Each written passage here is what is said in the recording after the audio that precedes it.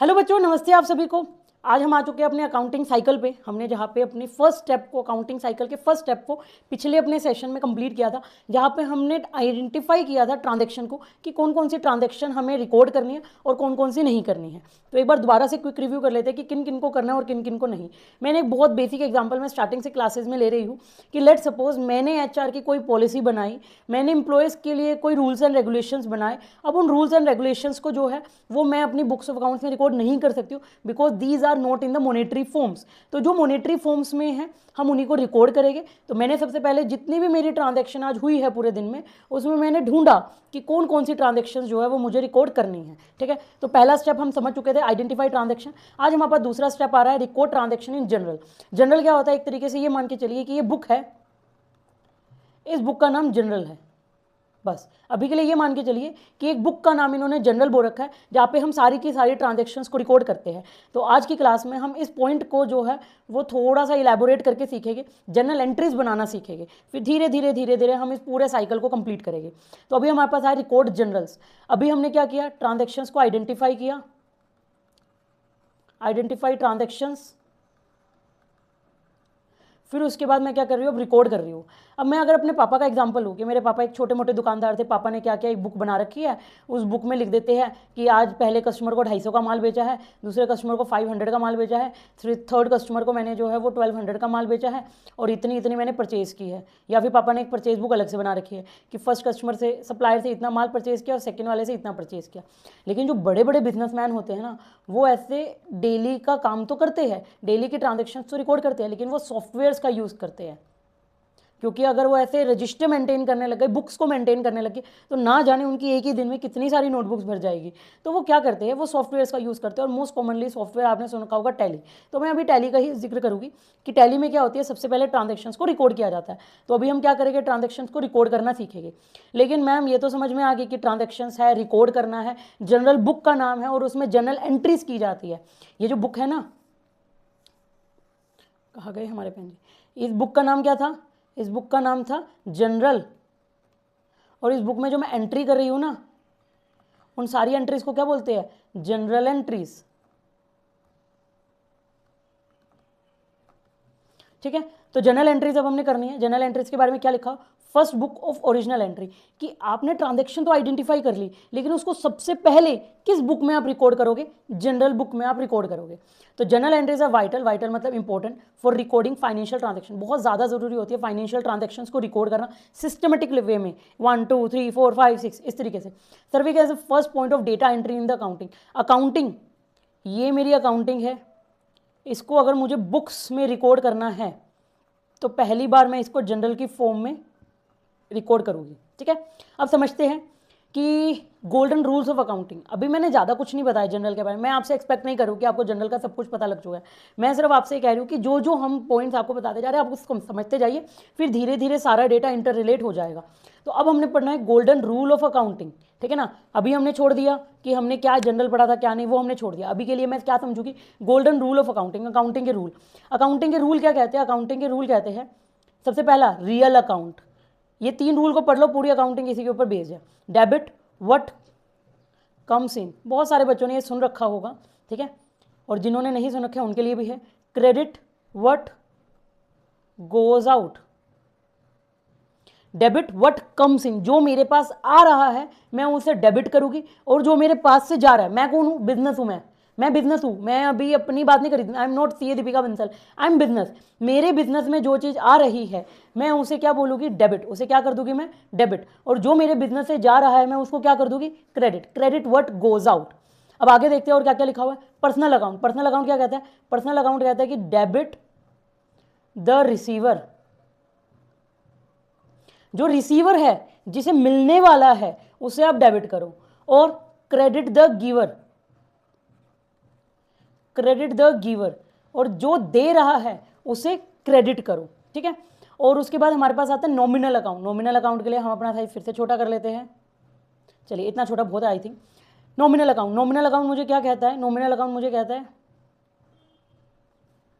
Okay, nominal account मुझे क्या कहता है? नॉमिनल अकाउंट कहता है कि डेबिट, थोड़ा मैं बाहर से लिख रही हूँ, debit all expenses and losses सभी खर्चों को और सभी लॉसेस को आप डेबिट कीजिए। जैसे आप लोगों को याद होगा कि हमने अपने पिछले सेशन में एक आपको वर्ड बताया था, प्रोविजन फॉर डाउटफुल डेप्ट, कि मैंने उधारी पे माल बेचा, उसमें से मुझे डाउटफुल है कि मेरा इतना पैसा डेप्ट हो जाएगा, इतना पैसा डेप्ट हो जाएगा, मेरा डूब सकता है मेरा, तो मेरा प्रोविजन था, वो मेरा खर्चा था, वो मेरा लॉसेस था एक तरीके से। मुझे उम्मीद है कि वो मेरा खर्चा, मुझे उम्मीद है कि वो मेरा पैसा डूब जाएगा, डूबा नहीं है अभी, लॉस नहीं हुआ है अभी, वो मेरा खर्चा है एक तरीके से। लेकिन जो बैड डेप्ट है, बैड डेप्ट मतलब पैसा डूब गया, पक्का पक्का डूब गया, तो वो मेरा लॉसेस है। तो ये चाहे प्रोविजन फॉर डाउटफुल डेप्ट हो या फिर हमारा बैड डेप्ट हो, ये हम कहाँ पे डालेंगे, डेबिट साइड में डालेंगे, ठीक है।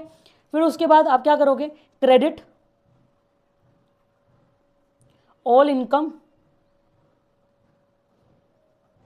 इनकम एंड गेन्स, ठीक है ना। एक और रूल आता है, ठीक है, मैंने भी अभी सीए फाइनल के बाद ही वो रूल सुना है, जब से मैंने पढ़ाना शुरू किया है। अभी तक तो मैं मतलब ऑफलाइन ही पढ़ाती थी, बट अब मुझे जो है वो ऑफलाइन ही के साथ मैंने सोचा कि क्यों ना ऑनलाइन बच्चों को भी पढ़ाया जाए।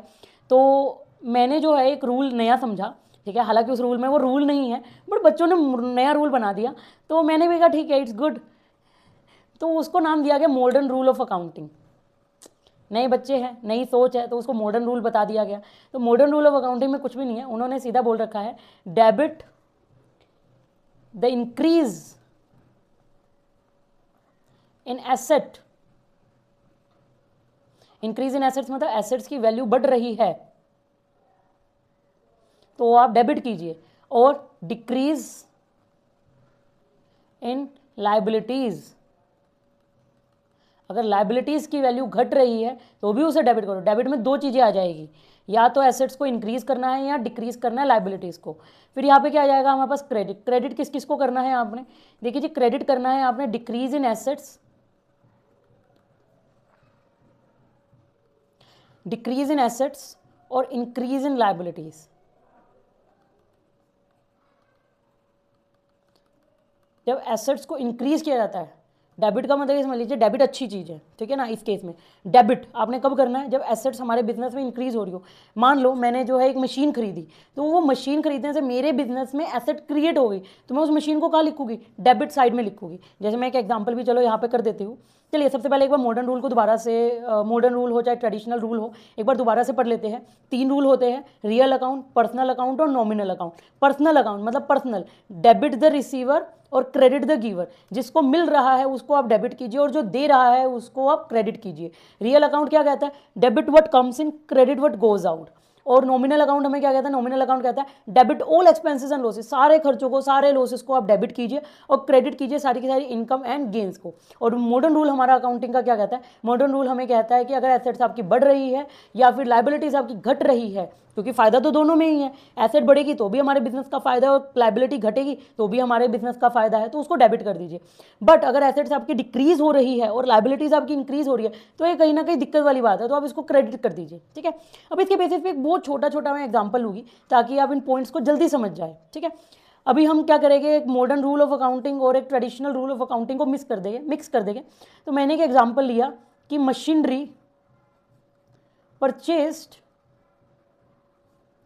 From x of ₹50,000। मैंने मिस्टर एक्स से परचेज किया मशीनरी को, अगर तो पार्टी का नाम दिया हुआ है तो ये मान के चलो कि वो उधार पे ही लिया हुआ है, ठीक है ना। उधार पे ही आपने जो है वो माल को खरीदा, मशीन को खरीदा। अब मशीन क्या है, हमें पता है ये मशीन हमारी बिजनेस की एसेट है। तो मॉडर्न रूल हमें क्या कहता है, अगर एसेट्स में इंक्रीज होगा तो कहाँ जाएगा, डेबिट में, मतलब machinery account debit, machinery account debit, ठीक है। किससे खरीदा है, यहाँ पे मेरा कौन सा रूल लगा है, यहाँ पे मेरा रूल लगा है मॉडर्न रूल का कि डेबिट। अभी मैं आपको रूल समझा रही हूँ, कहाँ पे कौन कौन सा रूल लग रहा है। अभी मैं कोई फॉर्मेट नहीं बता रही, कोई कुछ नहीं बता रही, मैंने डेबिट किसको किया, मशीनरी अकाउंट को। क्यों किया है, क्योंकि मेरा मॉडर्न रूल कहता था debit increase in asset, asset में अगर आपका इंक्रीज होता है तो आप उसको डेबिट कर दो। और किससे खरीदा है, हमने मिस्टर एक्स से खरीदा है, तो हम क्या लिखेंगे, टू मिस्टर एक्स। अब आप कहोगे मैम यहाँ पे टू आपने कुछ एडिशनल लिखा है, यहाँ पे DR आपने एडिशनल लिखा है, ये क्यों लिखा है, तो मैं कहूँगी कि सबूरी रखिए, ठीक है ना। आप सबूरी रखेंगे आपको हर एक चीज़ पता लगेगी, लेकिन अगर आप सबूरी नहीं रखोगे, सब्र और सबूरी, हाँ यही चीज़ होती है।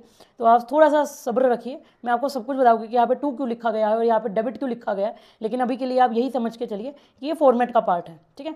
तो अभी हमारे पास क्या हो रहा है, यहाँ पे मेरा क्या रूल लगा, क्रेडिट द गिवर, मुझे कौन दे रहा है, डेबिट द रिसीवर, लेकिन क्रेडिट द गिवर, मुझे कौन दे रहा है, बिजनेस को कौन दे रहा है, मिस्टर एक्स, तो हमने उसको क्या कर दिया, टू मतलब क्रेडिट कर दिया, ठीक है ना, उसको क्रेडिट कर दिया। अब मैं एक छोटा सा एग्जांपल और लेती हूँ, ठीक है ना,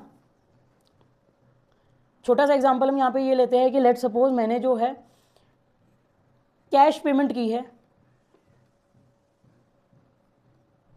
cash payment of ₹20,000 to mister Y, ठीक है, मैंने क्या किया, कैश पेमेंट किया है 20,000 रुपये का, किसको, मिस्टर वाई को।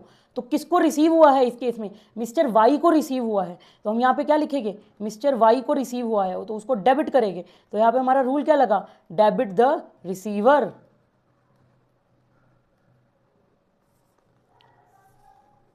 Debit the receiver. अब कैश पेमेंट गया, बिजनेस के पॉइंट ऑफ व्यू से सोचिए कि कैश मेरे हाथ से गया, मेरे हाथ में कैश पड़ा था वो गया, तो क्रेडिट व्हाट गोज आउट, मतलब ऐसा नहीं है कि पूरा का पूरा एक जर्नल एंट्री में जो है वो ट्रेडिशनल का रियल ही लगेगा, नॉमिनल ले लेगा, नहीं, किसी का भी मिक्स लग सकता है। आप सिर्फ बिजनेस के पॉइंट ऑफ व्यू से देखो कि मिस्टर वाई को रिसीव हुआ है और बिजनेस के हाथ से कैश गया है, ठीक है ना, तो वो कैश की एंट्री क्या कि कैश गया है, तो क्रेडिट व्हाट गोज आउट, क्या गया है बिजनेस के हैंड से, कैश गया है, तो आप यहां पे क्या लिखोगे, credit what goes out.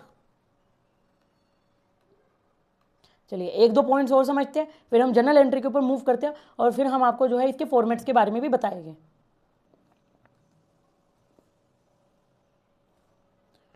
Deposited in bank for opening a current account,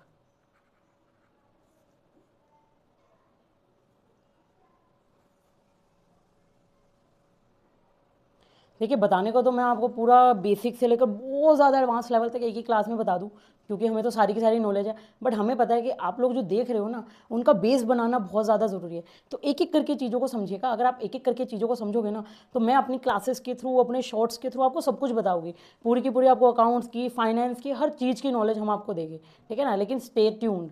तो deposited in bank for opening a current account, अब सोच के चलिएगा यार, बैंक में मेरे पैसे जमा हो गए, मेरे बिजनेस का करंट अकाउंट खुलेगा। अब आप कहोगे मैम करंट अकाउंट क्या होता है, देखिए बैंक में ना दो तरीके के अकाउंट्स, अगर हम बेसिक बिल्कुल लेवल पे सोचें तो सेविंग और करंट अकाउंट।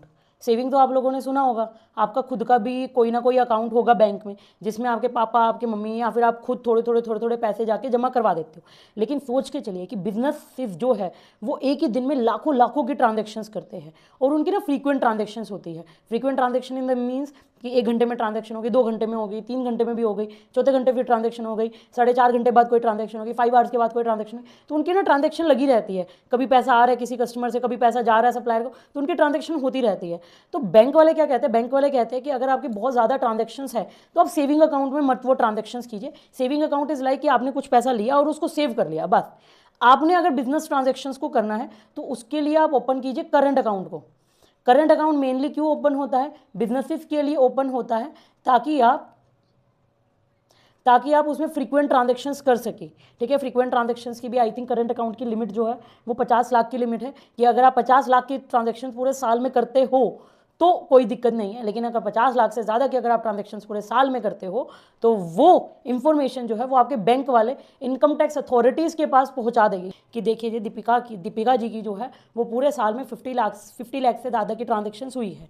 तो फिर वो ध्यान रखते हैं कि भाई दीपिका जी अपनी इनकम तो रिपोर्ट कर रही है सिर्फ 8-10 लाख रुपए की, लेकिन उनकी ट्रांजैक्शन जा रही है 50 लाख से अब, तो ये क्या सीन है, ठीक है ना। इसलिए ये रिपोर्टिंग जो है इनकम टैक्स डिपार्टमेंट को करनी पड़ती है, ताकि वो इनकम और रिपोर्टिंग कि मैंने कितनी इनकम रिपोर्ट की और मेरा बैंक अकाउंट क्या रिपोर्टिंग बता रहा है, उसमें अगर मिसमैच हो तो फिर स्क्रूटनी के चांसेस लग जाते हैं, ठीक है ना। अब अब आप लोगों को कई बार लगता होगा यार इनकम टैक्स डिपार्टमेंट को कैसे पता लग जाता है कि स्क्रूटनी होनी चाहिए नहीं होनी चाहिए। ऐसी ऐसी ट्रांजेक्शन से होता है कि मान लो मैंने गाड़ी तो खरीद ली क्या कहते हैं 12 लाख रुपए की, लेकिन मेरी आमदनी है सिर्फ 5 लाख रुपए की, तो मैंने 12 लाख की गाड़ी कहाँ से खरीद ली, स्क्रूटनी हुई, वो कहते हैं 12 लाख की गाड़ी कहाँ से खरीदी। अगर तो मैं कहती हूँ मैंने लोन पे खरीदी तो लोन के डॉक्यूमेंट्स दिखाइए भाई, अगर लोन के डॉक्यूमेंट्स नहीं है बताओ भाई कहाँ से, मेरे पास कोई जवाब नहीं है, तो इसका मतलब ये सारा का सारा काला धन है, ब्लैक मनी, ठीक है ना। अभी थोड़े दिनों पहले मैंने न्यूज़ ही पढ़ रही थी मैं, तो न्यूज़ में शिल्पा शेट्टी जी का केस आया कि उनके हस्बैंड ने उन्हें जो है वो करोड़ों का गिफ्ट दिया, करोड़ों का गिफ्ट दिया उन्हें, आई थिंक 11-12 करोड़ का गिफ्ट दिया उन्हें। और उनके हस्बैंड, क्योंकि वो बिजनेसमैन है, तो बिजनेसमैन अपने खर्चे क्लेम कर सकते हैं और अपनी इनकम को रिड्यूस कर सकते हैं। तो उनके हस्बैंड सिर्फ और सिर्फ 20-30 लाख रुपए की इनकम ही डिक्लेयर कर रखी थी, लेकिन उन्होंने अपनी वाइफ को गिफ्ट दिया करोड़ों रुपए का। तो अब उनका केस चल रहा है, ठीक है ना, कोर्ट में चल रहा है, और कोर्ट इसके ऊपर डॉक्यूमेंट्स वगैरह मांग रहे हैं, डॉक्यूमेंट्स वो लोग सबमिट कर रहे हैं। तो अभी जब रिजल्ट आएगा तब पता लगेगा। लेकिन मैं इस चीज़ से आपको ये बताना चाहती हूँ कि ये लिमिट जो है ये सिर्फ अकाउंट्स के पर्पज़ से नहीं है। मैं आपको थोड़ी बहुत इनकम टैक्स, थोड़ी बहुत फाइनेंशियल की नॉलेज देती रहूँगी। तो नॉलेज ये है इधर से कि करंट अकाउंट में अगर आप 50 लाख से ज़्यादा का, और सेविंग अकाउंट में अगर आप 10 लाख से ज़्यादा का डिपॉजिट या विड्रॉल करवाते हो, तो इन्फॉर्मेशन जो है वो इनकम टैक्स डिपार्टमेंट के पास पहुँच जाती है in a financial year. 50 lakh in a financial year. चलिए अब हम आते हैं दोबारा से अकाउंट्स के ऊपर। अकाउंट्स हमें क्या कहता है? अकाउंट्स हमें कहता है कि जी करंट अकाउंट को खुलवाया है बैंक में, अब बैंक में मेरे पैसे चले गए, डेबिट व्हाट कम्स इन, मेरे बैंक अकाउंट में पैसे आ गए, तो मैं बैंक अकाउंट को क्या करूँगी? डेबिट करूँगी। यहाँ पे क्या रूल लगा है? Debit what comes in. मेरे बिजनेस में क्या आया है? मेरे बिजनेस में पैसा आया है बैंक में, लेकिन मेरे बिजनेस से गया क्या है? मेरे बिजनेस से कैश गया है, तो मैं कैश को क्या करूँगी? मैं कैश को क्रेडिट कर दूंगी। तो क्रेडिट व्हाट गोज आउट, मेरे बिजनेस से कैश गया है और मेरे बैंक में पैसा आया है। अब यहाँ पे आप ये हिसाब लगा लीजिए कि लेट सपोज मेरे कस्टमर ने जो है मुझे मेरी पेमेंट कर दी, मेरे पैसे अटके हुए थे, कस्टमर ने मुझे, कस्टमर एक्स से मुझे रिसीव हुए 2 लाख रुपीज़, अब नहीं दिया हुआ कैश में या बैंक में, तो हमारा अकाउंट्स क्योंकि अभी उस लेवल का अकाउंट्स नहीं है, तो अभी हम कैश में ही मानेंगे, ठीक है ना। लेकिन अभी जैसे जैसे हम आगे बढ़ते जाएंगे तो हम ये अज्यूम करके चलते हैं कि हर जो चीज़ आजकल हो रही है वो सारी ऑनलाइन हो रही है, तो वो बैंक में पैसे आ रहे हैं। तो अगर आप 11th क्लास के स्टूडेंट हो, 12th क्लास के स्टूडेंट हो, तो आप कैश लिखिएगा, अदरवाइज आप बैंक के थ्रू भी एंट्री पास कर सकते हो, क्योंकि 1-2 लाख की अगर बंदा पेमेंट कर रहा है तो वो 1-2 लाख रुपये आजकल कैश में लेके नहीं घूमेगा कोई भी। ब्लैक मनी है तो घूमेगा, लेकिन अगर उसकी व्हाइट मनी है तो वो सीधा ऑनलाइन ट्रांसफर करेगा। तो यहाँ पे क्या होगा? रिसीव 2 लाख रुपये, मेरे बिजनेस में पैसा आया है, मैं मान के चलती हूँ कि मैं यहाँ पे कैश और बैंक दोनों लिखती हूँ। आपको ये एक लिखिएगा, कैश या बैंक अकाउंट डेबिट, कि मेरे बिजनेस में 2 लाख रुपए आए हैं, तो मैंने इसको क्या किया? Debit what comes in.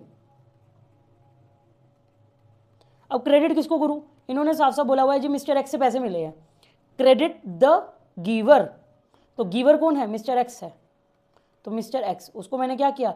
Credit the giver, देने वाले को मैंने जो है वो क्रेडिट कर दिया। बहुत बहुत बहुत इजी। मैं आपको जो है वो एक क्वेश्चन जो है वो नॉर्मल करवाऊंगी, फिर मैं आपको जीएसटी पूरा समझाऊंगी, जो जो आपके अकाउंट से रिलेटेड है वो पूरा समझाऊंगी, और उसके बाद आपकी जो भी क्वेरी आए वो आप अपना कमेंट सेक्शन में डाल के हमसे पूछ सकते हैं, किसी भी आपको एंट्री से रिलेटेड अगर कोई भी डाउट है, ठीक है ना। मुझे नहीं लगता कि अगर आप जब क्वेश्चंस को सोल्व करोगे तब आपको थोड़ा बेहतर पता लगेगा कि चीज़ें कैसे रिकॉर्ड होती है। बाकी 2-3 चीज़ें मैं बता देती हूँ कि जब हम गुड्स को परचेज करते हैं, गुड्स को परचेज किया जाता है, तो हम वहाँ पे लिखते हैं गुड्स, मतलब मान लो मेरा क्लोथिंग का बिजनेस है, कपड़ों का बिजनेस है, तो मैं क्या कर रही हूँ? मैंने माल खरीदा है, तो मैं उसको जो है वो गुड्स नहीं लिखूंगी, वो मैं उसको लिखूंगी परचेज अकाउंट,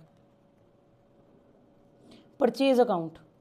लेकिन उसी की जगह अगर मैंने मशीन खरीदी होती तो मशीन इज़ माई एसेट, तो अगर मैंने मशीनरी परचेज की होती तो मैं वहाँ पे परचेज ना लिखती, वो मैं वहाँ पे लिखती मशीनरी अकाउंट। तो बिजनेस का जो काम है, अगर आप उससे रिलेटेड कुछ माल खरीद रहे हो, कुछ गुड्स खरीद रहे हो, तो वो परचेज में जाएगा, अदरवाइज आप उसको एसेट है तो मशीनरी में डायरेक्ट लिख सकते हो। वैसे ही अगर गुड्स सोल्ड किए हैं, अगर आपने गुड्स सोल्ड किए हैं, बेचे हैं गुड्स को, तो आप वहाँ पे क्या लिखोगे? Sale account. मशीनरी खरीदी है तो आप उसको डेबिट करोगे, मशीनरी बेच दी है तो आप उसको क्रेडिट करोगे। अब आप बोल रहे हो कि मैं मशीनरी खरीदी है, तो देखो मशीनरी अगर आपने बाय की है या फिर अब उसने सेल की है, ठीक है ना, मशीनरी को यहाँ पे मैंने सेल किया है, तो दोनों में मॉडर्न रूल लग रहा है। मॉडर्न रूल क्या कहता है? मशीनरी बाय होगी तो एसेट आपकी बढ़ेगी, अगर एसेट बढ़ेगी तो आप उसको क्या करोगे? डेबिट करोगे। लेकिन अगर मशीन आपने बेची है तो एसेट आपकी घट रही है और इसको आप क्या करोगे, इसको आप क्रेडिट करोगे, ठीक है ना। बाकी हम क्वेश्चन लेना शुरू करते हैं, थोड़ा सा आप क्वेश्चन पढ़ोगे तो आपको ज़्यादा क्लैरिटी होगी। अभी मैंने आपको कोई फॉर्मेट नहीं बताया, अभी मैं जनरल एंट्रीज रिकॉर्ड करना सिखा रही हूँ बस, ठीक है। फिर थोड़ी देर बाद मैं आपको जो है वो फॉर्मेट भी बता दूंगी। Prove that the accounting equation is satisfied in all the following transaction of Sitaram by preparing the analysis table. Also record the transaction is journal. याद है ना अकाउंटिंग इक्वेशन क्या कहती है? अकाउंटिंग इक्वेशन हमें कहती है कि asset is equal to capital plus liability. मेरे बिजनेस में मैं कोई चीज़ ऐसी लेके आई हूँ जिससे मुझे फ्यूचर में बेनिफिट होगा, उसे एसेट बोलते हैं। मेरी जितनी भी देनदारी है, उधारी है, लायबिलिटीज़ है, उसको मैं यहाँ पे लिखूँगी, और कैपिटल मेरे बिजनेस में मेरा खुद का पैसा कितना है उसको मैं कैपिटल में डालूंगी, ठीक है। अब यहाँ पे क्या लिखा गया, इन्होंने बोला गया कि अकाउंटिंग क्वेश्चन को भी आप हर बार बताइएगा कि सेटिस्फाई हो रही है नहीं हो रही, और ट्रांजेक्शन्स को आप रिकॉर्ड कीजिएगा जनरल में। चलिए, तो पहली ट्रांजेक्शन हमारी क्या कह रही है? पहली ट्रांजेक्शन ये कह रही है business commenced with a capital of 6 lakh rupees. 6 lakh rupees से जो है वो बिजनेस को स्टार्ट किया गया। अब बिजनेस में 6 लाख रुपए, मान लो मैंने अपना बिजनेस शुरू किया, तो मैं उस 6 लाख रुपीज़ का क्या करूँगी? सबसे पहले जो है वो मैं उस 6 लाख बैंक अकाउंट एक ओपन करूँगी बिजनेस के नाम का, और उसमें 6 लाख रुपीज़ जमा कर दूँगी, और उस 6 लाख रुपये से मैं डिफरेंट चीज़ों को खरीदूँगी, ठीक है। मैं मान के चलती हूँ जो बड़े बड़े बिजनेसेस होते हैं, ठीक है ना। ऐसा नहीं है कि मैं सारा का सारा बिजनेस में जो है वो बैंक में डाल दूँगी, नहीं, मैं कुछ अपने पास कैश भी रखूँगी। बट यहाँ पे अभी ऐसा कुछ भी नहीं लिखा हुआ है कि कैश में है या बैंक में, तो आप उसको कैश भी लिख सकते हो, आप उसको बैंक भी लिख सकते हो। जैसे मैंने अभी आपको एग्जांपल दिया कि मैंने क्या किया, 6 लाख रुपीज़ मैंने जो है एक कंपनी का अपने बिजनेस का बैंक अकाउंट ओपन करवाया, और उसमें 6 लाख रुपये डिपॉजिट करवा दिए, और बिजनेस के नाम से अब मेरा अकाउंट खुल चुका है, और मुझे अब किसी को भी पेमेंट करनी है तो मैं उस अकाउंट के थ्रू जो है वो पेमेंट कर रही हूँ, ठीक है। लेकिन अभी आप 11th-12th के बच्चे हो तो आप कैश को ही ट्रीट कीजिए। तो मेरे हाथ में मेरा बिजनेस है, ठीक है ना, ये मेरा बिजनेस है, ये मेरा बिजनेस है। अब इस बिजनेस में क्या आया? बिजनेस में आया कैश, कैश अकाउंट, नहीं तो आप बैंक अकाउंट भी कह सकते हो। मैं अगर अपने केस को लेके चलूँ तो मेरे बैंक में पैसे आ गए, बैंक अकाउंट डेबिट, कितने रुपीज़ आए? 6 लाख रुपीज़ आए मेरे बिजनेस में। और इन पैसों के आने से क्या हुआ? इन पैसों के आने से मेरी कैपिटल आ गई। कैपिटल पता है ना, कैपिटल क्या होती है? कैपिटल होती है कि जो ओनर बिजनेस में अपना पैसा लेके आता है उसे हम कैपिटल कहते हैं। तो मैं ओनर हूँ, मैंने बिजनेस को शुरू किया, मैं कितना कैश लेके आई? मैं 6 लाख रुपीज़ का कैश लेके आई। तो यहाँ पे हमारा जो है वो जनरल एंट्री कंप्लीट होती है। थोड़ा सा फॉर्मेट भी समझा देती हूँ। ये होता है यहाँ पे डेट का कॉलम, डेट कि किस दिन ये ट्रांजेक्शन हुई है। मैं आपको एक दिन टैली भी दिखाऊंगी, टैली में कैसे कैसे एंट्रीज होती है, आप देखना, आपको मज़ा आएगा। डेट, डेट मतलब मान लो आज जो है वो है, आज कितनी डेट है? आज 30 अप्रैल है। तो 30 अप्रैल को मैंने अपना बिजनेस शुरू किया, 30 अप्रैल 2026 को मैंने अपना बिजनेस शुरू किया। कैश या बैंक से मैंने शुरू किया, और साइड में डेबिट ज़रूर लिखते हैं, ये मैं थोड़ा आर ऐसे ही लिखती हूँ। और मेरे कैश में आने से मेरी कैपिटल इंक्रीज़ हो गई, और कितने कितने रुपए से? यहाँ पे सारा डेबिट का अमाउंट आता है, यहाँ पे सारा क्रेडिट का अमाउंट आता है, ठीक है। अब हम देखते हैं अकाउंटिंग इक्वेशन को। इक्वेशन हमें क्या कहते हैं? इक्वेशन कहते हैं कि आपकी एसेट कुछ क्रिएट हुई। मैंने कहा हाँ एसेट क्रिएट हुई। अब आपको कि मैम एसेट का क्रिएट होगी, मैंने कहा बिजनेस में कैश आया है, कैश से तो आपको फायदा ही होगा, कैश आपको कहीं ना कहीं इन्वेस्ट करके आपके बेनिफिट देगा ही देगा फ्यूचर में। तो 6 lakh rupees as a cash business में आया है, और is equal to capital, capital कितनी आई है? कैपिटल भी 6 लाख रुपीज़ की आई है, कि मैंने अपनी कैपिटल के बदले में बिजनेस को कैश दिया। मैंने बिजनेस को बोला कि बिजनेस मैं तुझे कैश देता हूँ, तू इस बिजनेस में मुझे ओनरशिप दे। तो उन्होंने बिजनेस में ओनरशिप दे दी, मुझे कैपिटल हो गया। तो asset is equal to capital plus liabilities, liabilities कितनी है? 0। तो हो गई ना accounting equation fulfil, debit is equal to credit. अब हम आगे समझते हैं। 4,50,000 deposit in bank account, bank में मेरे पैसा जमा हो गया, तो मेरे बिजनेस के बैंक अकाउंट में पैसा आया है, तो bank account debit. Bank account debit कैसे? डेबिट व्हाट कम्स इन, मेरे बिजनेस के बैंक अकाउंट में पैसा आया है, तो डेबिट व्हाट कम्स इन, कितना पैसा आया है? ये हमारे पास आया है 4.5 लाख रुपए का। 2, अब मैंने पैसे बैंक में जमा करवाए, मतलब मेरे बिजनेस से कैश भी तो गया, क्योंकि उन्होंने कुछ नहीं लिखा हुआ स्पेसिफिकली क्या है क्या नहीं है, उन्होंने सीधा करवाया कि बैंक में। अगर आप किसी को भी बोलोगे कि भाई ये कैश है, इसको बैंक में जाके जमा करवा दे, तो वो जमा करवा देगा। इसका मतलब कि मेरे घर से तो कैश गया ना, तो मेरे बिजनेस से कैश गया, तो मैं क्या लिखूंगी? Credit what goes out to cash account. और कितना गया है वो? 4,50,000 रुपीज़ का कैश जो है मेरे बिजनेस से गया है। तो आप क्या करोगे? अगर हम अकाउंटिंग क्वेश्चन को अब देखें तो अकाउंटिंग क्वेश्चन में क्या आएगा? एसेट की अगर हम बात करें तो एसेट में बैंक 6 लाख से प्लस हो गया, और कैश 6 लाख से माइनस हो गया। तो मेरी एसेट एक जगह तो बढ़ी है, दूसरी जगह मेरी एसेट घटी है और सेम अमाउंट से घटी है, तो मेरा बैलेंस जो है वो जीरो रहा। तो asset is equal to liability plus capital zero, क्योंकि बैंक बढ़ा है लेकिन मेरी कैश भी तो घटी है, तो मेरी एसेट बढ़ी भी है और उसी टाइम घटी भी है। ठीक है, बैंक ने उसको बढ़ा दिया और कैश ने उसको घटा दिया। बस चलिए आगे बढ़ते हैं अब हम, ये क्वेश्चन तो हम पूरा करके ही जाएंगे। 2,30,000 plant and machinery purchase was paying 30,000 cash immediately. मैंने आपको बोला था कि अगर आप गुड्स परचेज करते हो, कोई भी आपके बिजनेस में जो भी आप बिजनेस करते हो उससे रिलेटेड अगर आपने कोई भी गुड्स परचेज किया तो आप परचेज लिखोगे, अदरवाइज कोई एसेट्स परचेज किया तो आप उसको एसेट ही लिखोगे, उसका नाम एज इट इज लिख दोगे। Plant and machinery account debit, ये मेरी क्या क्रिएट हो गई है, ये मेरी एसेट है। इसमें मैं अपना माल डालूंगी और मेरे को उसको प्रोसेस करके देगा। कितने रुपए मैंने इमीडिएटली परचेज दे दिए उसको, 30,000 रुपीज़ मैंने इमीडिएटली उसको दे दिए। और क्या दिया है मैंने, कैश। तो मेरे बिजनेस से क्या गया है, टू कैश, कैश मेरे बिजनेस से गया है। कितना गया है, 30,000 रुपीज़ का मेरे बिजनेस से कैश गया है। तो एसेट्स में इंक्रीज होता है तो डेबिट करते हैं, credit what goes out, cash गया है मेरे बिजनेस से मैं उसको क्रेडिट कर दिया। तो अभी आप खुद देखोगे कि एसेट यहाँ पे बढ़ रही है और यहीं पे सेम लेवल पे एसेट मेरी घट भी रही है, तो अकाउंटिंग इक्वेशन सेटिस्फाई हो रही है यहाँ पे।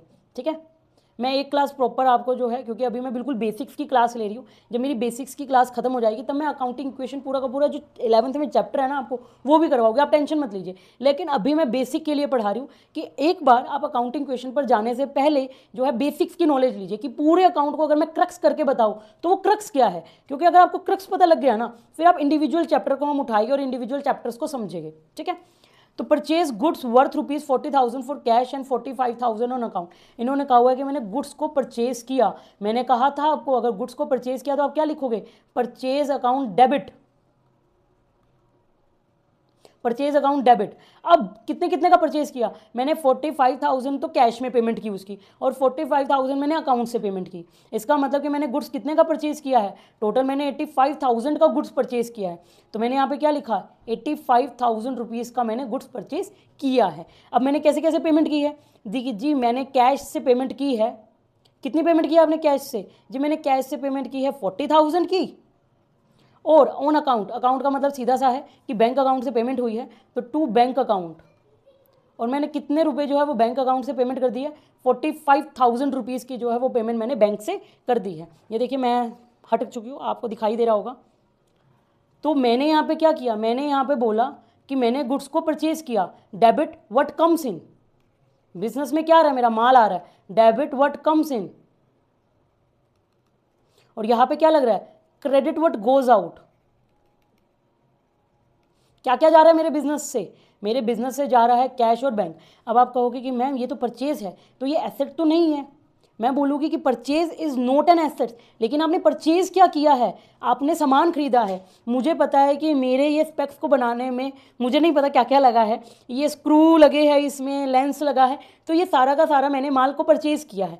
तो मेरे बिजनेस में क्या आई है, मेरे बिजनेस में स्टॉक आया है। स्टॉक मैंने आपको समझाया था कि स्टॉक क्या होता है, स्टॉक मतलब माल आया है। ठीक है ना, जैसे कपड़ा बनाने के लिए रील होती है और फैब्रिक होता है वो सारा, और उससे हम जो है वो टी शर्ट बनाते हैं बढ़िया बढ़िया।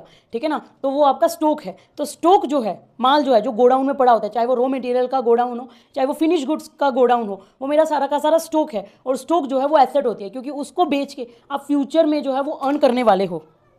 ठीक है, तो मेरा इसमें एसेट क्या क्रिएट हुई है, मेरी इसमें एक जगह तो एसेट बढ़ी है। एसेट क्या बढ़ी है, मेरा जो है वो स्टॉक बढ़ गया है। मेरे गोडाउन में अभी जो है वो लेट सपोज 30 टन का माल पड़ा हुआ है, लेकिन अब मेरे गोडाउन में कितने का माल हो गया, 50 टन का माल हो गया। लेट सपोज, मैं एक एग्जांपल ले रही हूँ। लेकिन उसको खरीदने के लिए मैंने जो है वो कैश भी अपना कम किया है और बैंक भी ख़त्म किया है मैंने। तो मेरा एसेट एक जगह तो बढ़ रहा है और दूसरी जगह 85,000 से वो बढ़ा है और 85,000 से ही वो घटा है। तो बैलेंस क्या हो गया, बैलेंस कितना हो गया एसेट का, ज़ीरो। एसेट्स का बैलेंस कितना हो गया है, ज़ीरो। मैंने यहाँ पे लिख दिया एसेट्स का बैलेंस कितना हुआ है, ज़ीरो। इसलिए लायबिलिटीज़ प्लस कैपिटल तो ज़ीरो है, क्योंकि यहाँ पे तो सवाल ही नहीं उठता लायबिलिटीज़ कैपिटल का। लेकिन यहाँ पे एसेट एक जगह बढ़ी है और एक जगह एसेट घटी है। ठीक है, फिर भी आप इन क्लासेस को रिवाइज कीजिएगा, और अगर आपको कोई भी दिक्कत है तो आप कमेंट कीजिएगा। ठीक है ना, you have my number also, you can WhatsApp me also. अगर आपको कोई भी दिक्कत है, मेरे बहुत सारे बच्चे जो है वो व्हाट्सएप पे भी मेरे साथ जुड़ चुके हैं, तो अगर आपको भी कोई दिक्कत है आप व्हाट्सएप पे आके ही पूछ सकते हो, नहीं तो कमेंट सेक्शन है, आप कमेंट में सेक्शन में भी जाके पूछ सकते हो। Paid a cheque of 2 lakh rupees to the supplier for plant and machinery. उन्होंने क्या बोला है, उन्होंने बोला है कि मैंने चेक पे किया, एक एक करके पढ़ते हैं, मैंने चेक पे किया, चेक पे किया, इसका मतलब कि मेरे बैंक से पैसा जो है वो गया। तो क्रेडिट व्हाट गोज आउट, मैंने सबसे पहले क्या एंट्री मारी, क्रेडिट व्हाट गोज आउट, मेरे बिजनेस से क्या गया है, मेरे बिजनेस से बैंक में जितना भी पैसा पड़ा था वो मेरा चला गया। कितना पैसा गया है मेरे बिजनेस से, 2 लाख रुपीज का अमाउंट गया है। आगे बढ़ते हैं, टू द सप्लायर, सप्लायर को मैंने पे किया है प्लांट और मशीनरी को खरीदते टाइम। अब मैं यहाँ पे डेबिट किसको करूँ, मैं यहाँ पे सप्लायर को करूँ या फिर प्लांट एंड मशीनरी को करूँ। देखिए सोचने वाली बात है, जब मैंने प्लांट एंड मशीनरी को खरीदा होगा तो मैंने क्या एंट्री मारी होगी, plant and machinery account debit to, let suppose supplier का नाम है मिस्टर एक्स, तो plant and machinery to X. अब मैंने क्या किया है, अब मैंने उसको पेमेंट कर दी है, एसेट तो मेरी क्रिएट हो गई है लेकिन मैंने उसको जो है वो पेमेंट कर दी है, तो मेरे पास एक्स आएगा, एक्स अकाउंट डेबिट। मैंने किसको पेमेंट की है, मैंने पेमेंट की है मिस्टर एक्स को, पे किया है मैंने किसको पे किया है, सप्लायर को पे किया है। प्लांट एंड मशीनरी की तो एंट्री पहले ही हो चुकी जो होनी थी, ठीक है ना। अभी उन्होंने सिर्फ बोला है कि वो सप्लायर किस चीज़ का है, वो सप्लायर प्लांट एंड मशीनरी का है, तो आपने कंफ्यूज नहीं होना। अगर उन्होंने सप्लायर बोला है तो पहली प्रायोरिटी आप सप्लायर को ही दोगे। तो आप यहाँ पे क्या लिखोगे, एक्स अकाउंट डेबिट, तो यहाँ पे मेरे पास क्या आ जाएगा, x account debit 2 lakh rupees से, मिस्टर एक्स लिख दीजिए, एक्स लिख दीजिए, कोई फर्क नहीं पड़ता है। और इधर हमारा क्या रूल लगा है, इधर हमारा रूल लगा है डेबिट द रिसीवर। रिसीवर कौन है इस केस में, हमारा सप्लायर जो है, बिजनेस का जो सप्लायर है वो रिसीवर है, इसलिए इसके लिए हमने उनको जो है वो मिस्टर एक्स किया। यहाँ पे हमने प्लांट एंड मशीनरी नहीं किया, क्योंकि जब प्लांट एंड मशीनरी खरीदी होगी ना सप्लायर से उधार पे, तभी प्लांट एंड मशीनरी को डेबिट कर दिया हमने, ठीक है। 70,000 कैश सेल जिसकी कॉस्टिंग थी 50,000 रुपीज़ की। अब उन्होंने बोला हुआ है कि बेटा हमने जो है वो सेल की है। देखो मोटा मोटा तो इधर पता लग रहा है कि प्रॉफिट जो है वो कितने का प्रॉफिट हुआ है, 20,000 का प्रॉफिट हुआ है। बट एंट्री में हम प्रॉफिट ऐसे नहीं दिखाते हैं, जनरल एंट्री में ऐसे प्रॉफिट नहीं दिखाते, हम सीधा बोलेंगे कि भाई क्या किया है, 70,000 का कैश सेल किया है। तो मैंने अगर सेल किया है कुछ तो मेरे बिजनेस में कैश आया होगा, तो डेबिट व्हाट कम्स इन, क्या आया मेरे बिजनेस में, कैश आया, तो मैं कैश को क्या करूँगी, मैं कैश को डेबिट कर दूंगी, कैश अकाउंट डेबिट कितने से करूँगी, 70,000 रुपीज़ से मैं कैश को डेबिट कर दूंगी, क्योंकि debit what comes in, business में क्या आया मेरे बिजनेस में कैश आया है। और उसके बाद क्या किया है मैंने, सेल की है। तो याद है मैंने आप लोगों को बोला था अगर तो माल खरीदोगे तो परचेज अकाउंट, माल बेचोगे तो सेल अकाउंट। तो यहाँ पे अभी आपने क्या किया है, गुड्स को बेचा है, सेल ऑफ गुड्स, गुड्स को बेचा गया, तो यहाँ पे आप क्या लिखोगे, टू सेल अकाउंट। अब जैसे आपने वहां पे परचेज किया था तो purchase is not an asset लेकिन स्टॉक इज एन एसेट, वैसे यहाँ पे मैंने उसी गुड्स को जो है वो बेच दिया है, तो मेरी एसेट यहाँ पे डिक्रीज हुई है, मेरा जो स्टॉक है ना वो कम हो गया क्योंकि मैंने उसको बेच दिया। तो यहाँ पे मेरा क्या रूल लगेगा, यहाँ पे मेरा रूल लगेगा क्रेडिट डिक्रीज इन एसेट्स, और यहाँ पे एसेट क्या है, और यहाँ पे मेरी एसेट क्या है, यहाँ पे मेरी एसेट है स्टॉक, ठीक है। फिर उसके बाद देखते हैं withdraw by the proprietor 35,000 cash for personal use. अब मैंने बिजनेस में कितने पैसे डाले थे, प्रोप्राइटर मतलब मैं, मालिक ने कितने पैसे डाले थे, मालिक ने यहाँ पे डाले थे 6 लाख रुपीज़, मैंने उसमें से सिर्फ 35,000 रुपीज़ जो है वो कैश के निकाले क्योंकि मुझे पर्सनल यूज़ था। तो बिजनेस से क्या गया, बिजनेस से सबसे पहले तो कैश गया, तो आप क्या लिखोगे, credit what goes out, cash गया बिजनेस से, क्रेडिट व्हाट गोज आउट, कितने का कैश गया है, 35,000 रुपीज़ का कैश जो है वो बिजनेस से गया है। अब बिजनेस से गया है तो क्या हुआ, विड्रॉ बाय द प्रोप्राइटर, मतलब मेरी अभी तक बिजनेस में 6 लाख रुपीज़ की कैपिटल थी, अब मेरी वो 6 लाख की कैपिटल 35,000 से कम हो गई। पहले 6 लाख की कैपिटल थी, अब वो 6 लाख से मेरी कैपिटल कम हो गई, ठीक है ना। मेरी अभी कितनी बच गई है, मेरी अभी बच गई 5,65,000 रुपीज़, ठीक है। तो मेरे बिजनेस में से क्या हुआ, मेरे बिजनेस से मेरी कैपिटल जो है वो कम हुई है, ठीक है ना। मैं अगर आपको बताऊं तो हम जब बिल्कुल एंड का पार्ट पढ़ेंगे ना, जहाँ पे हम बैलेंस शीट बनाएंगे, बैलेंस शीट, तो बैलेंस शीट में क्या होता है, ये 11th-12th के लेवल की बैलेंस शीट है क्योंकि कंपनी की बैलेंस शीट का फॉर्मेट अलग होता है। तो लेकिन मैं 11th-12th के लेवल पे ही अभी आपको बता रही हूँ क्योंकि बेसिक बताना है। तो यहाँ पे हम सारी की सारी एसेट्स लिखते हैं, यहाँ पे हम सबसे पहले लिखते हैं कैपिटल, कि भाई दीपिका जी बिजनेस में क्या क्या लेके आई है, और उसके बाद हम लिखते हैं सारी की सारी लायबिलिटीज़।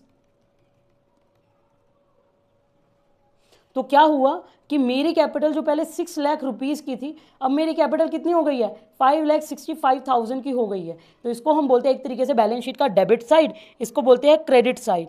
तो क्रेडिट साइड में क्या हुआ, मेरे 5,65,000 मेरी कैपिटल कम हुई है। तो आपको याद होगा एक रूल हमने पढ़ा था, डेबिट इंक्रीज होगा एसेट में और डिक्रीज होगा लाइबिलिटीज में।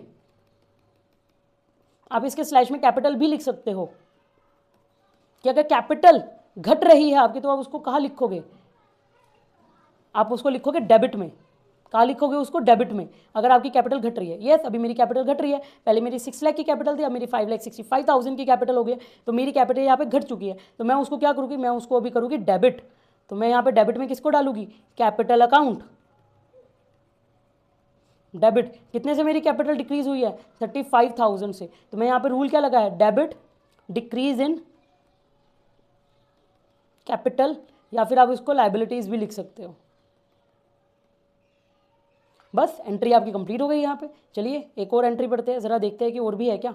और भी है, इंश्योरेंस पेड बाय चेक। अब इंश्योरेंस पेड, अब बिजनेसेस के लिए जो इंश्योरेंस होता है ना, वो खर्चा होता है, एक तरीके से एक्सपेंस होता है। तो एक्सपेंसेस को आप जो है, अब क्योंकि हम जब अपना प्रॉफिट एंड लॉस स्टेटमेंट बनाते हैं, बिजनेसेस जब अपना प्रॉफिट एंड लॉस स्टेटमेंट बनाते हैं, तो वहाँ पे अलग अलग खर्चों का नाम लिखते हैं। देखिए ये प्रिंटिंग का खर्चा है, ये ऑडिट का खर्चा है, ये इंश्योरेंस का खर्चा है, ये रिपेयर एंड मेंटेनेंस का खर्चा है, ये सैलरी का खर्चा है। इस तरीके से सारे के सारे खर्चे लिखने पड़ते हैं। तो अभी क्या हुआ है, इंश्योरेंस पे किया है चेक से, तो खर्चा किया है, ये क्या है मेरा खर्चा, एक्सपेंसेस है। और एक्सपेंसेस से मुझे याद आ गया नॉमिनल अकाउंट, और नॉमिनल अकाउंट मेरा क्या कहता था, debit all expenses and losses. आपके जितने भी एक्सपेंसेस है आप उसको डेबिट कर दो। तो डेबिट मैंने क्या किया, डेबिट ऑल एक्सपेंसेस, एक्सपेंसेस को आप डेबिट कर दो। मतलब मैं यहां पे क्या करूंगी, इंश्योरेंस अकाउंट डेबिट, कि मैंने इंश्योरेंस करवा रखा है। कितने का करवा रखा है, 2500 का करवा रखा है। और यहां पे मैं क्या लिखूंगी, मैंने चेक से पेमेंट किया उसकी, तो मेरे बैंक में से पैसा तो गया, मेरे बैंक में से पैसा गया, कितना गया, 2500 रुपीज़ का बैंक में से पैसा चला गया। तो मैं यहाँ पे क्या लिखूंगी, क्रेडिट व्हाट गोज आउट। ठीक है, नेक्स्ट एंट्री को पढ़ते हैं सैलरी। अब मैंने जो है वो सैलरी 5500 की आउटस्टैंडिंग है। आउटस्टैंडिंग आपके सामने ना दो वर्ड्स बार बार आएंगे, मैं दो वर्ड्स को बता देती हूँ। एक तो आपके सामने आएगा आउटस्टैंडिंग, एक आपके सामने वर्ड आएगा प्रीपेड। राइटिंग के ऊपर मत जाइएगा, राइटिंग मेरी ज़्यादा अच्छी नहीं है। आउटस्टैंडिंग एंड प्रीपेड, आउटस्टैंडिंग के मन प्रीपेड के नाम से समझते हैं, मैं हमेशा प्रीपेड को पहले समझती हूँ। प्रीपेड, प्री मतलब पहले ही पे कर दिया, पहले ही पे कर दिया, इसका मतलब फ्यूचर में मुझे उसका बेनिफिट होगा। तो इसका मतलब कि ये मेरी क्या है, ये मेरी एसेट बन जाएगी।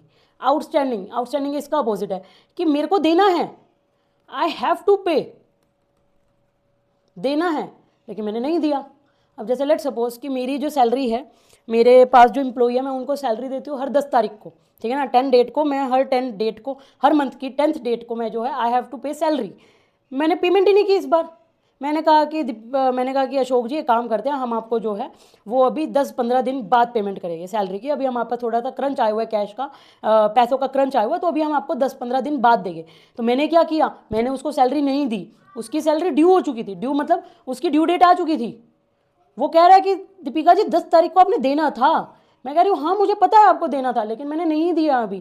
क्यों, क्योंकि मेरे को दिक्कत हो रही है। तो मैंने आपकी क्या किया, मैंने आपकी सैलरी को आउटस्टैंडिंग किया है। आउटस्टैंडिंग, आउटस्टैंडिंग मतलब मेरी देनदारी अभी बढ़ी है।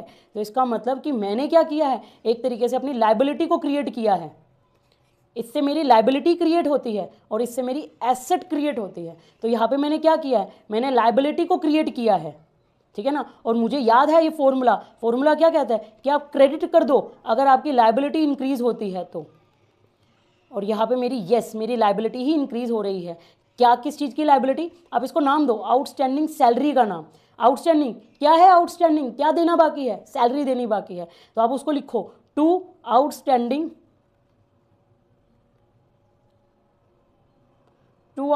सैलरी अकाउंट, की देना बाकी है, ठीक है ना। आप इसको मैं यहाँ पे हिंदी में भी लिख देती हूँ, आप लोग जिस भी लैंग्वेज का यूज़ करते हैं आप उस लैंग्वेज में लिख सकते हो, देना बाकी है।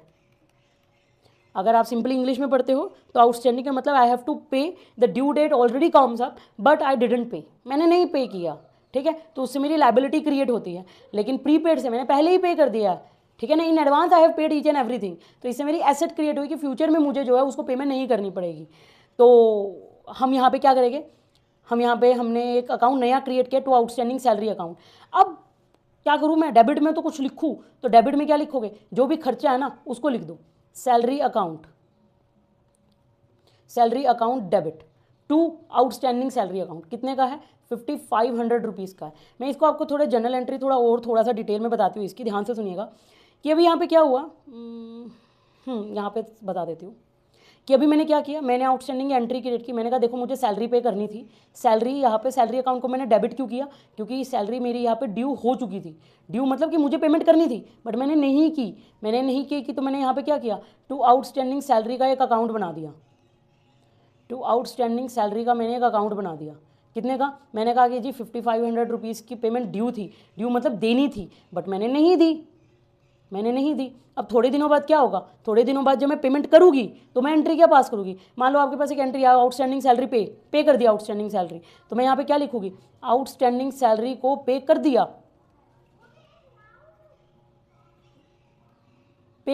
ठीक है ना। तो यहाँ पे आउटस्टैंडिंग सैलरी अकाउंट डेबिट, पे करने के लिए अलग से कुछ नहीं लिखोगे, आउटस्टैंडिंग सैलरी अकाउंट डेबिट। अब कैश से किया है तो टू कैश कर दीजिए, क्रेडिट वर्ड गोज आउट, और बैंक से किया है तो टू बैंक कर दीजिए, ठीक है ना। तो अगर आप देखोगे, अगर मैं इन दोनों एंट्रीज को मर्ज करूँ कि एक डेट को तो ये हुई, मान लो 1 अप्रैल को ये डेट हुई है और 30 अप्रैल को ये हुई है, लेकिन अगर मैं इसका इफेक्ट देखूँ, इन दोनों को मर्ज कर दूँ, मर्ज मतलब इन दोनों एंट्रीज को कंबाइन करूँ, तो एंट्रीज कंबाइन करने के बाद कैसी दिख रही है, सैलरी अकाउंट डेबिट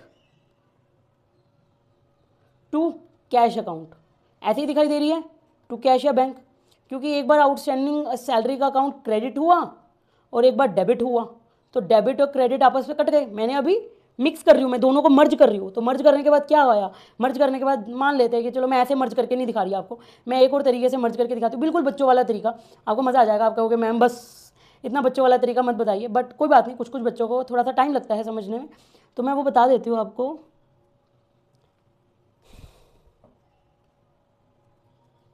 जी, तो मैंने शीट ऐड कर ली है। अब हम आपको बताते हैं कि बिल्कुल बच्चों वाला अगर मैं तरीका इसमें लगाऊँ तो मैं यहाँ पे क्या बोलूँगी, मैं बोलूँगी कि सैलरी अकाउंट डेबिट, मर्ज कर रही हूँ अभी मैं 5500 रुपीज़ से, आउटस्टैंडिंग सैलरी अकाउंट डेबिट, पहले मैं पहली एंट्री करती हूँ, ठीक है, टू आउटस्टैंडिंग सैलरी, मैं दोबारा से लिख रही हूँ सब कुछ, टू आउटस्टैंडिंग सैलरी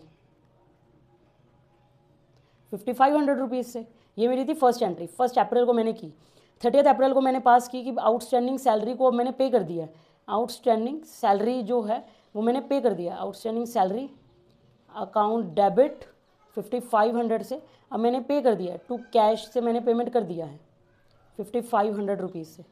तो अब मैं इन दोनों को क्या करूँगी, इन दोनों को मैं बच्चों की तरह मर्ज करूँगी, बिल्कुल बच्चों की तरह, कि मंथ के एंड में जब मैंने देखा तो मैंने देखा कि सैलरी अकाउंट डेबिट 5500 रुपीज़ से, और ये भी डेबिट में है, ये भी डेबिट में है, तो इन डेबिट को इकट्ठा कर दिया मैंने, outstanding salary account debit 5500 rupees से, टू क्रेडिट वाली आइटम को लिखो, टू आउटस्टैंडिंग और to cash, to outstanding salary account 5500 से, टू कैश अकाउंट 5500 से। तो अगर आप देखोगे तो एक बार आपका आउटस्टैंडिंग सैलरी डेबिट हुआ है, एक बार क्रेडिट हुआ है, तो debit is equal to credit. तो इन दोनों का अगर हम नेट इफेक्ट देखेंगे तो नेट इफेक्ट क्या आया, नेट इफेक्ट इनका आया कि अल्टीमेटली आपकी एंट्री क्या होगी, सैलरी को मैंने पे करना था 5500 रुपीज़ का और मैंने उसको पे कर दिया, चाहे जब मर्जी पे किया हो। अल्टीमेट इफेक्ट क्या आया, अल्टीमेट इफेक्ट तो वही आया ना कि 5500 रुपीज़ की मैंने पेमेंट कर दी, बस बात खत्म, ठीक है। तो ध्यान रखना है हमेशा, मैंने हमेशा इसी तरीके से सीखा है। पहले मैं हमेशा प्रीपेड को सीख लेती थी, क्योंकि प्रीपेड के नाम से ही पता लग रहा है प्रीपेड, पहले ही पे कर दिया, और उसका उल्टा आउटस्टैंडिंग है, ठीक है। Furniture of 30,000 purchase in cash, furniture plant and machinery, furniture कुछ भी खरीदो उनके पर्टिकुलर नाम आएंगे, क्योंकि वो गुड्स नहीं है हमारे बिजनेस के लिए, वो हमारे बिजनेस के लिए वर्किंग कैपिटल के लिए नहीं है। तो फर्नीचर अकाउंट डेबिट, मैंने एसेट्स को खरीदा है, मेरी एसेट बड़ी है, तो डेबिट इंक्रीज इन एसेट। मैं आपको साथ के साथ रूल्स भी लिखवा रही हूँ ताकि आपको प्रॉब्लम ना आए किसी भी रूल को समझने में। 30,000 और मैंने क्या पे किया है, मैंने कैश से पेमेंट की है, तो मेरे यहाँ पे क्या आ जाएगी 30,000 क्रेडिट में भी आ जाएगा। तो मैंने यहाँ पे क्या किया, credit what goes out, credit what goes out, ठीक है। चलिए आगे बढ़ते हैं और देखते हैं कि इस क्वेश्चन की और एंट्री है नहीं, इस क्वेश्चन की और एंट्री नहीं है। तो आज की क्लास को हम इधर ही समाप्त करते हैं, क्योंकि जीएसटी का टॉपिक थोड़ा सा लंबा जाएगा इस क्लास की तरह, तो उसको मैं अगली क्लास में समझाऊंगी आपको, और जीएसटी की सारी एंट्रीज को भी आपको बताऊंगी, और थोड़ा सा आपको जीएसटी पोर्टल पे भी लेके चलेगी कि जीएसटी पोर्टल अगर दिखता कैसा है, ठीक है ना। बहुत बहुत बहुत इंटरेस्टिंग है। अगली क्लास और भी ज़्यादा इंटरेस्टिंग होने वाली है, क्योंकि 11th क्लास में अगर आपको कोई पढ़ा रहा है ना, तो आपको प्रैक्टिकल नॉलेज नहीं देगा। प्रैक्टिकल नॉलेज सिर्फ वही बंदे दे सकते हैं जिन्होंने प्रैक्टिकल कर रखा है, ठीक है। तो stay tune with our channel, ठीक है। इन जनरल एंट्रीज की प्रैक्टिस कीजिए। अगर आपके पास कोई क्वेश्चन है तो क्वेश्चन लेके आइए, हम उन क्वेश्चंस को सोल्व करके अपनी क्लास में। बाकी stay tune with our channel, और मिलते हैं हम अपनी नेक्स्ट क्लास में। तब तक के लिए बाय बाय बच्चों।